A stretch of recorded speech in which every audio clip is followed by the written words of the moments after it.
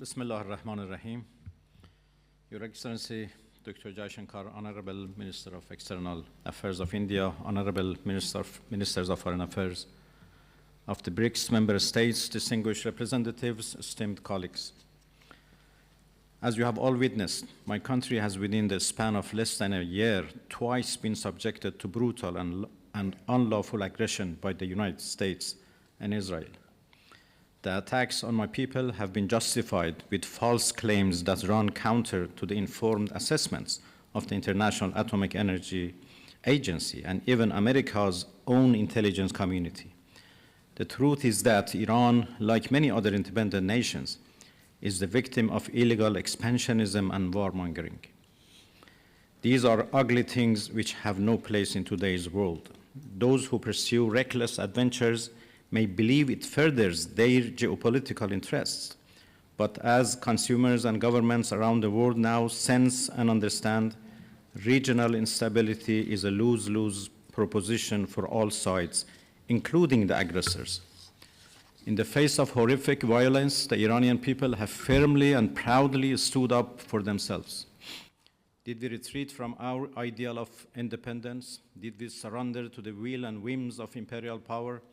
The answer is clear. We did not and never will.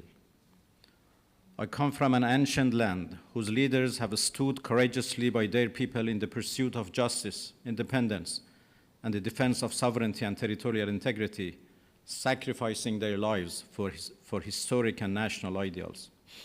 I speak for an Iran whose armed forces, medical personnel, school teachers, and law enforcement officers never once placed their own safety above saving the lives of those they are duty-bound to protect and served with honor on the front line of humanity. I speak for a people which, under horrific bombardment, chose to stand firm, for the mothers of Minab who did not bend under the grief of losing their children, for young people who refused to let the dust of war erase their bright futures, and for a nation that, despite all pressures, continue to believe in a free, stable, and just world. By now, it ought to be clear that Iran is unbreakable and only emerges stronger and more united when under pressure. While ready to fight with everything we have in defense of our freedom and our soil, we are equally ready to pursue and defend diplomacy. As I have repeatedly stated, there is no such thing as a military solution to anything related to Iran. We Iranians never bow to any pressure or threat, but we reciprocate the language of respect. As much as our powerful armed forces remain ready to exact devastating retribution on foreign aggressors, my people are peace-loving and do not seek war. We are not aggressor in this sordid situation, but the aggrieved.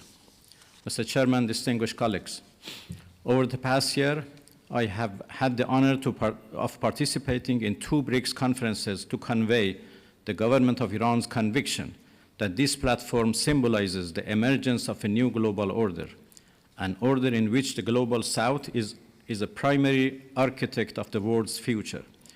What was once a lofty aspiration is now a reality, but it is a fragile reality.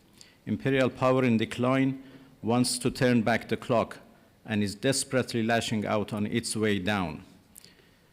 This all matters to the BRICS Plus group of countries because the battle Iran has fought is in defense of all of us, of the new world that we are building together. Our brave soldiers have given their lives to resist Western hegemony and the sense of impunity that the US believes it is entitled to. While Iran is grateful for the support and solidarity it has received from BRICS countries, it is imperative that we jointly step up our work towards ending this sense of entitlement, which has no place in today's world. To virtually everyone in this room, our resistance against US bullying is not an unfamiliar battle. So many of us encounter slight variations of the same repugnant coercion. It is high time for us to jointly step up and work towards making clear that those practices belong in the dustbin of history. Today, our nations are closer to one another than ever before, and we cannot ignore the common and dangerous challenge we all face. history has shown that empires in decline will stop at nothing to arrest their inevitable fates. A wounded animal will desperately claw and roar on its way down. The putting away of all pretenses is apparent in the horrors that the West has shamelessly underwritten or outright pursued in the global South, whether in Asia or Africa or Latin America.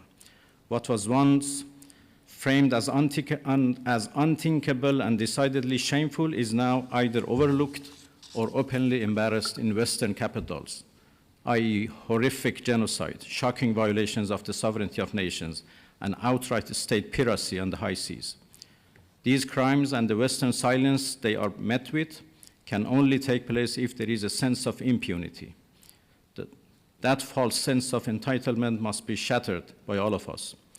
Iran, therefore, calls upon BRICS member states and all responsible members of the international community to explicitly condemn violations of international law by the United States and Israel, including their illegal aggression against Iran, a member of BRICS, prevent the politicization of international institutions, and take concrete action to halt warmongering and to bring an end to the impunity of those who violate the UN Charter.